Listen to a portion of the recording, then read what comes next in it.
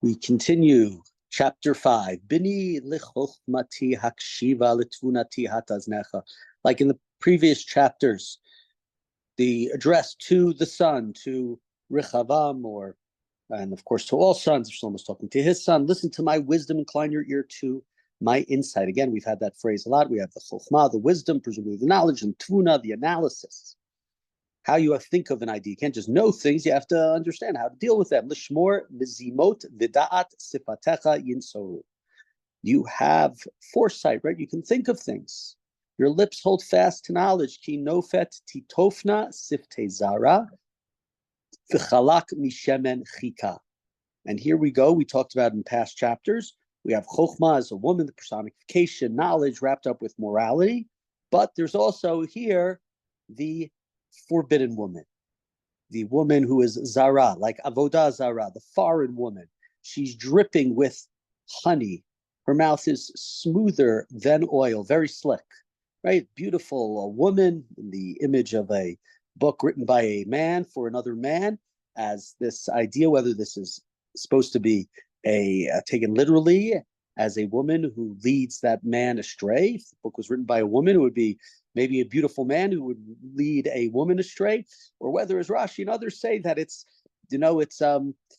leaving Judaism and leaving what is ours, and we'll see that for a different culture, for a different knowledge, for a different practice, for idolatry, for immorality, for etc., etc. Continuing in verse 4, V'acharita mara kala'ana chada ticherev piyot. But in the end, she's as bitter as wormwood, sharp as a two-edged sword, right? She looks beautiful, but that's not who she is. She's going to stab you. Ragleha yordot mavet sha'ol tzadeh yitmochu. Her feet go down to death. Her steps take hold of Sha'ol, right? Sha'ol, where you go down to the netherworld, the underworld, where you cannot get back. Orech chayim pen tifales, na'u ma'agloteha lo teda. She does not chart a path of life. Her course meanders for lack of knowledge, right? We've had over the first number of chapters in this book the worry about what's going to happen if you go down the wrong path, if you're not yashar, if you're not on the straight path, and how easy it is to be seduced to bad ideas or bad people and to fall into their plans and strategies of fraud, of robbery, of lawlessness. And so here, the warning, of course, if this, right, you take this book as Mishlei, the book of Shlomo. Shlomo was led down in many ways to in a bad path because of the many foreign wives, the nashim zarot, the foreign women with whom he had relationships with whom he married. Shlomo, who took more wives than he's supposed to, and it's I think we probably talked about it, or we've mentioned it. Shlomo, in many ways, the great disappointment of the Tanakh.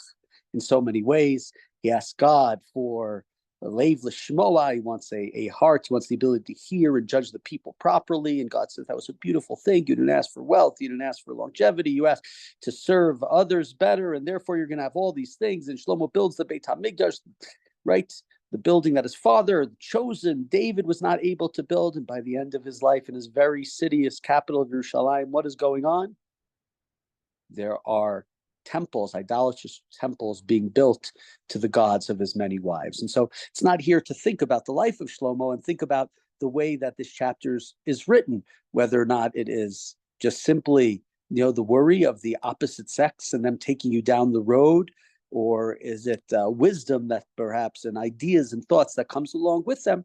I don't think that the two are mutually exclusive, but hard not to think of it with that background of King Solomon of Shlomo. Let's continue in verse 7. And now, my sons, not just one, listen to me, don't swerve from my words. So keep far away from her door. Don't come near her house. Stay away, far away.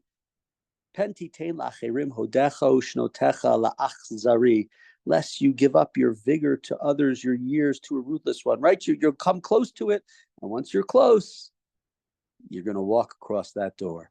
Lest strangers eat their fill of your strength, and your toil be for the house of another, right? This is sort of saying, if you end up with this quote-unquote woman with this different culture, you're going to end up with a life that's not the life you want to lead, not the life you want to live, not the life you want to lead. You're going to be giving up your strength, your years to a ruthless one, to others. The strangers are going to eat up your strength. You're not going to be doing what you're supposed to be doing. In verse 11, Pasuk Yud Aleph, v'nahamta v'acharitecha b'chlot b'sarecha u she'erecha. And in the end, you roar, you'll scream when your flesh and body are consumed, when you recognize, what did I do? V'amarta eich saneti musar v'tochachat na'atz libi. How I hated discipline, how I hated the ideas, the thoughts, the things that were taught to me by my parents, and I spurned them. Lo shamati b'kol morai. I didn't listen to the words of my teachers. V'lim dai lo hititi ozni. And I didn't put my ear close to my instructors. I went near that door to these foreign ideas, this foreign woman, and it took me away from what I should have learned in my youth, and that was a mistake. Soon I was in terrible trouble amongst the congregation.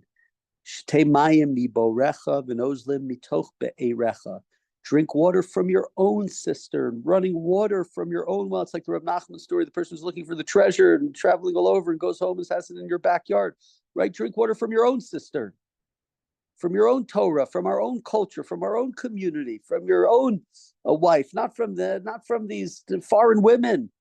Yafutsu ma'inoteha chutza b'rechavot palgei mayim. Your springs will gush forth in streams, in public squares. They will be yours alone, others having no part with you.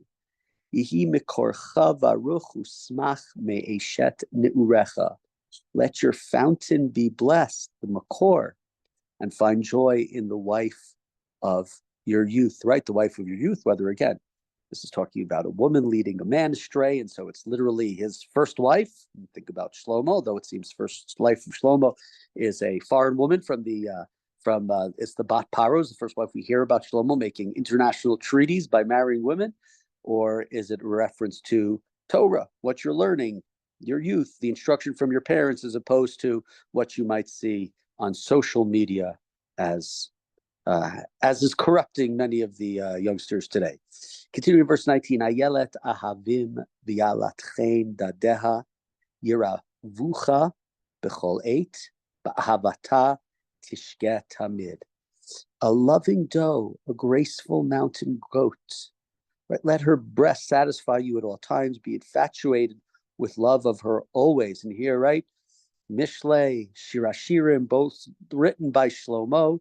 Mishlei, we don't have so many verses like this, verses that we'll see many verses like this in Shir Hashirim, graphic images of graphic is probably the wrong word, too strong of a word, but physical images of women, right? So that should satisfy you. Your own wife, your own knowledge, your own Torah. You don't have to run to somebody else's mountain.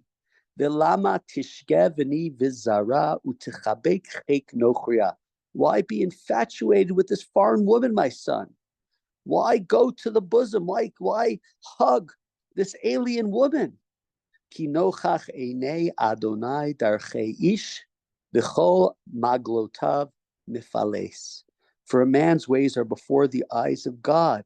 He surveys his entire course, right? Don't just look at that and be lured away. You have to look at the full picture. You got to stay with what you have. That doesn't mean you can't explore ideas and think of other things, but don't throw away what is important in your life for some lust or for some, desire for just something else that is so foreign to you. Avonotav, we're in 22. Yilkeduno, ata rasha. The wicked man will be trapped in his sins. He will be caught up in the ropes of his sins. He will die for the lack of discipline due to his love, his infatuation for his great mistake, his shogeh, his great folly. That word is used a few times at the end of this chapter. This word shogeh to describe sort of the sin. We have it in 19 Tishaget Tamid, and there in the end. think there was one other time.